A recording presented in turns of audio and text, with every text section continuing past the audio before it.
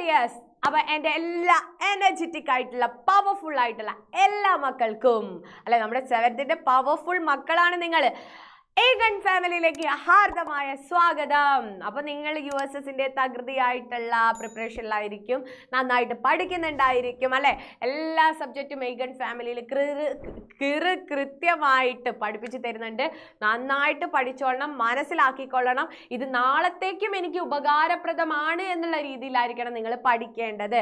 അപ്പൊ മലയാളത്തിന്റെ ക്ലാസ്സുകളൊക്കെ മനസ്സിലാവുന്നുണ്ടെന്ന് വിചാരിക്കുന്നു.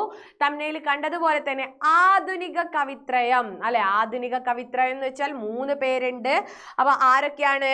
കുമാരനാശാൻ, ഉള്ളൂർ S പരമേശ്വര അയ്യർ, വള്ളത്തോൾ നാരായണ മേനോൻ അല്ലെ. ഇതിൽ നമുക്കറിയാം എന്താണ്, മഹാകാവ്യം എഴുതാതെ മഹാകവിയായിട്ടുള്ള വ്യക്തിയാണ് ആര്? കുമാരനാശാൻ. കുമാരനാശാന്റെ വീണ പൂവേ. അപ്പൊ വീണപൂ ആരതാണ്? കുമാരനാശാന്റെതാണ്. അപ്പൊ നമുക്കറിയാം ഇതിൽ പ്രധാനിയായിട്ടുള്ള കുമാരനാശാനെ കുറിച്ചിട്ടാണ് നമ്മൾ പഠിക്കാൻ പോകുന്നത്. അപ്പൊ നമ്മൾ ആരെ കുറിച്ചാണ് പഠിക്കാൻ പോകുന്നത്? നമ്മുടെ കുമാരനാശാനെ കുറിച്ചിട്ട്. അപ്പൊ ആശാൻ എന്നാ ജനിച്ചത്? ആലോചിച്ച് വെച്ചോ. എന്നാ ജനിച്ചത്? 1873. എന്നാ 1873. എവിടെയാ? തിരുവനന്തപുരം. ആശാൻ എന്നാ ജനിച്ചത്? 1873. എവിടെയാ? തിരുവനന്തപുരം. എവിടെ? കായിക്കരയിൽ. അപ്പം 1873 ഏപ്രിൽ 12 തിരുവനന്തപുരത്തെ കായിക്കരയിൽ ജനിച്ചു. ആര്? നമ്മുടെ ആശാൻ. അച്ഛനാരാണ്? നാരായണൻ, അമ്മ കാളി. ആശാന്റെ ബാല്യകാലത്തുള്ള പേരെന്താണ്? കുമാരു. എന്താണ്? കുമാരു. ഇനിയോ, കുമാരനാശാന് മഹാകവി എന്ന ബിരുദം നൽകിയ യൂണിവേഴ്സിറ്റി ഏത് യൂണിവേഴ്സിറ്റിയാ? അങ്ങ് മദ്രാസ് യൂണിവേഴ്സിറ്റി അല്ലെ. എവിടെയാണ്? മദ്രാസ് യൂണിവേഴ്സിറ്റിയാണ് നൽകിയത്. ഏത് വർഷം? 1922. 1921 മലബാർ കലാപം. 1922 അല്ലെ. എന്നാണ്? 1922 മലബാർ കലാപത്തെ ആസ്പദമാക്കി നമ്മുടെ കുമാരനാശാൻ ഒരു കവിത രചിച്ചിട്ടുണ്ട്. ഏതാ? നമുക്ക് നോക്കാം. അപ്പൊ എന്താണ്? തപാൽ സ്റ്റാമ്പിൽ, നമ്മുടെ തപാൽ സ്റ്റാമ്പിലൂടെ ആദരിക്കപ്പെട്ട ആദ്യത്തെ മലയാള കവി ആരാ? നമ്മുടെ കുമാരനാശാൻ. ആശാന്റെ സാഹിത്യ ഗുരു ആരായിരുന്നു? AR രാജരാജവർമ്മ. ആധ്യാത്മിക ഗുരു ആരായിരുന്നു? ശ്രീനാരായണ ഗുരു. ശ്രീനാരായണ ഗുരുവിന്റെ പാതയിലാണ് അദ്ദേഹം എന്താണ്, ജാതി വ്യവസ്ഥയ്ക്കൊക്കെ എതിരെ പ്രതികരിച്ചത്. ഒരുപാട് കവിതകൾ എഴുതി. അപ്പം സാഹിത്യ ഗുരു AR രാജരാജവർമ്മയും ആധ്യാത്മിക ഗുരു ആരാണ്? നമ്മുടെ ആര്? ശ്രീനാരായണ ഗുരുവുമാണ്. അപ്പൊ ഇത്രയും ക്ലിയർ ആയോ? ഇത്രയും ക്ലിയർ ആയോ? ക്ലിയർ അല്ലേ? ക്ലിയർ അല്ലേ? ക്ലിയർ അല്ലേ? യെസ്. ഇനി അദ്ദേഹത്തിന്റെ വിശേഷണങ്ങൾ. ഒരു വിശേഷണമാണോ നമ്മുടെ കുമാരനാശാൻ ഉള്ളത്? അല്ല, അങ്ങ് നീണ്ടു നിവർന്ന് കിടക്കുകയാണല്ലേ. ഏതൊക്കെയാ? ആശയഗംഭീരൻ, സ്നേഹഗായകൻ, ഡോക്ടർ പൽപ്പുവിന്റെ മാനസപുത്രൻ, ദിവ്യകോകിലം. എന്താണ്? ദിവ്യകോകിലം. കോകിലനാദം അല്ലെ, ഫുള്ള് കുയിലായിട്ടാ. കോകിലനാദം.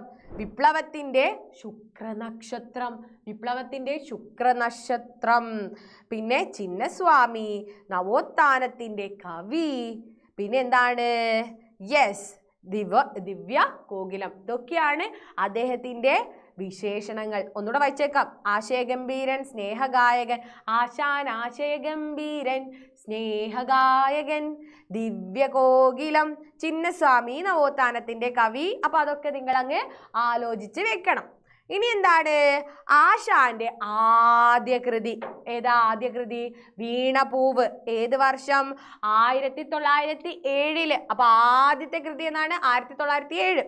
മലയാളത്തിലെ ആദ്യത്തെ സിംബോളിക് കവിതയാണ്. ഈ കവിതയുടെ പ്രത്യേകതകളാണ് ഇനി പറയുന്നത്. ആദ്യത്തെ സിംബോളിക് കവിതയാണ്. പിന്നെ വീണപൂവ് ആദ്യമായി പ്രസിദ്ധീകരിച്ച പത്രം ഏതാണ്? ഏതാണ്? മിതവാദി. ഹാ പുഷ്പമേ. എന്താണ്? ഹാ പുഷ്പമേ, അധിക തുങ്കപദത്തിലിതെത്ര അല്ലെ, അധിക തുങ്കപദത്തിലെത്ര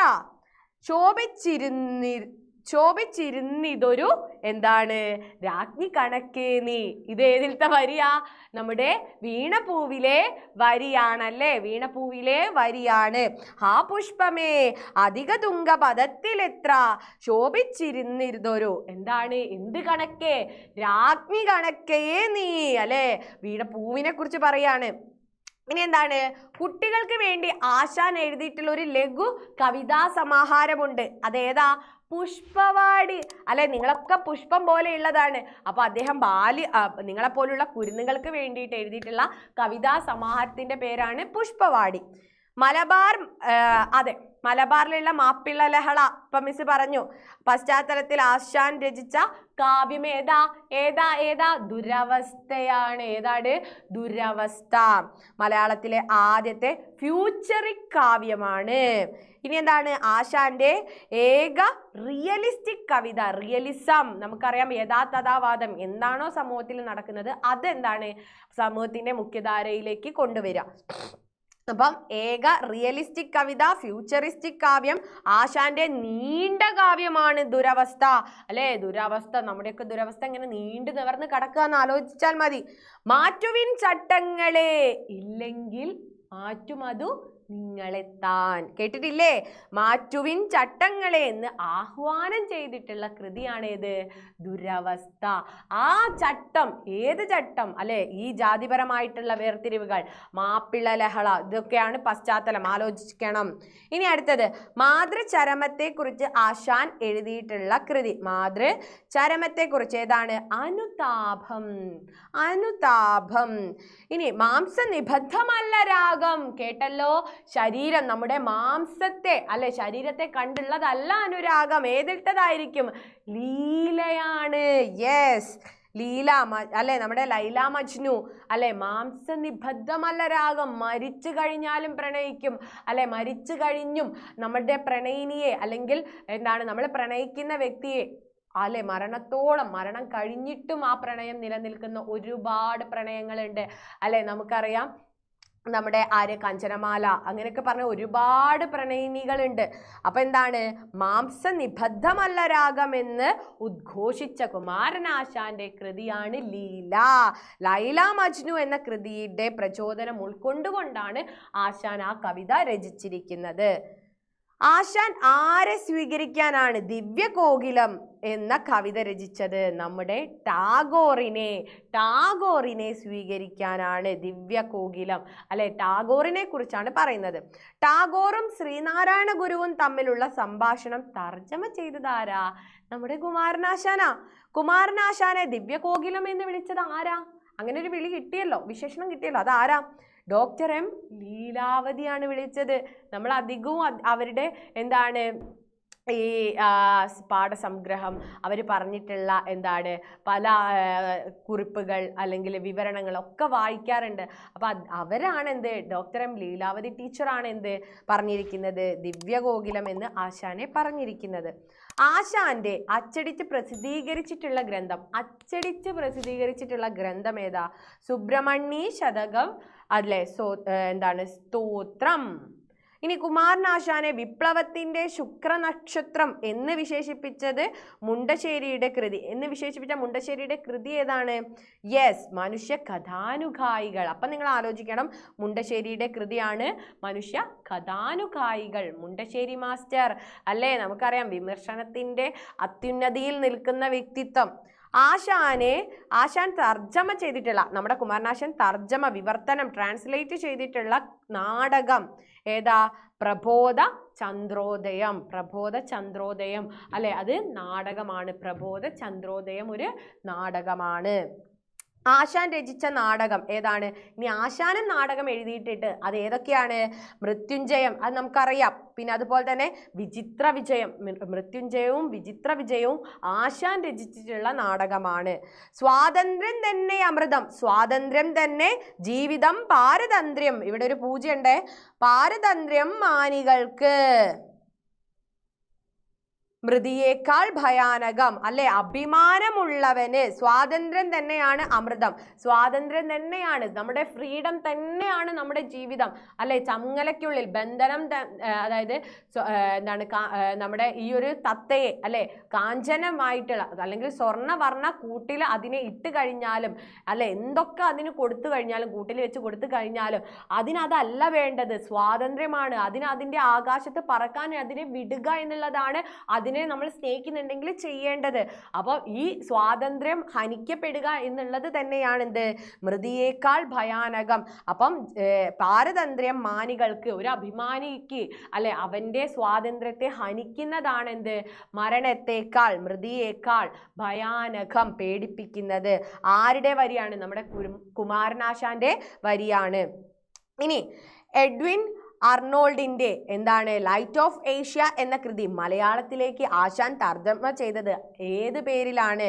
ശ്രീബുദ്ധ ചരിതം എന്ന പേരിലാണ്. കേട്ടല്ലോ, ഒരു സ്നേഹം, ഒരു സ്നേഹം എന്ന് പേര് കൂടിയുള്ള കൃതി. നമുക്കറിയാം നമ്മുടെ സ്വന്തം നളിനി അല്ലെ, ദിവാകരനെ പറയുന്ന, ദിവാകരന്റെയും നളിനിയുടെയും ആ ഒരു ദിവ്യമായിട്ടുള്ള പ്രേമത്തെ പറയുന്ന നളിനി എന്ന കാവ്യമാണ് ഒരു സ്നേഹം എന്ന പേരിൽ കൂടി അറിയപ്പെടുന്നത്.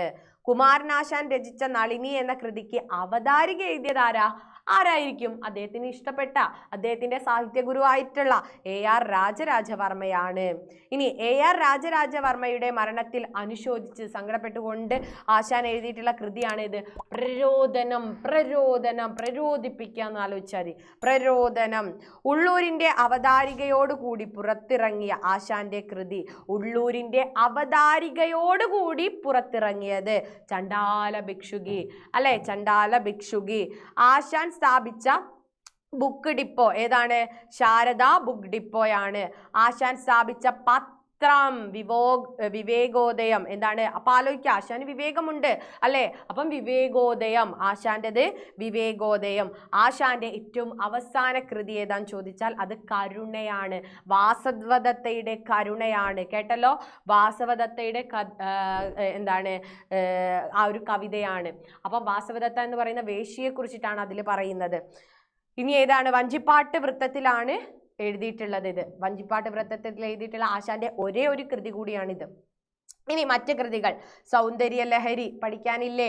9ാം ക്ലാസ്സിലാണെന്ന് തോന്നുന്നു. സൗന്ദര്യലഹരി, ഒരു സിംഹപ്രസവം, പിന്നെ ബാലരാമായണം, ഗ്രാമവൃക്ഷത്തിലെ കുയിൽ, മണിമാല. ഇനി അതിലുള്ള കഥാപാത്രങ്ങൾ, അദ്ദേഹത്തിന്റെ കൃതിയിലുള്ള കഥാപാത്രം ചണ്ടാല ഭിക്ഷുകി അറിയാലോ, മാതങ്കിയും ആനന്ദനുമാണ് ചണ്ടാല ഭിക്ഷുകി അല്ലെ. മാതങ്കിയുടെ അടുത്ത് ആനന്ദൻ വന്ന് വെള്ളം ചോദിക്കുന്ന അത് നിങ്ങൾക്കറിയാലോ, മാതങ്കിയും ആനന്ദനും. ഇനി കരുണ, ഉപഗുപ്തനാണ്, ഉപഗുപ്തനെയാണ് വേശ്യയായിട്ടുള്ള വാസവദത്ത അതിസുന്ദരിയാണ്. ഈ അതിസുന്ദരിയായിട്ടുള്ള വാസവദത്തെ ആരെ മോഹിക്കുന്നു? ഉപഗുപ്തനെ മോഹിക്കുന്നു. ഉപഗുപ്തൻ അതിന് വഴങ്ങുന്നില്ല. ഉപഗുപ്തൻ എന്താണ്? അവളെ ഉപദേശിച്ച് എന്താണ്? അവൾക്ക് മോക്ഷം ലഭിക്കുന്നു അല്ലെ, അവള് എന്താണ്? ആത്മീയമായിട്ടുള്ള മരണത്തിന് കീഴടങ്ങുന്നു.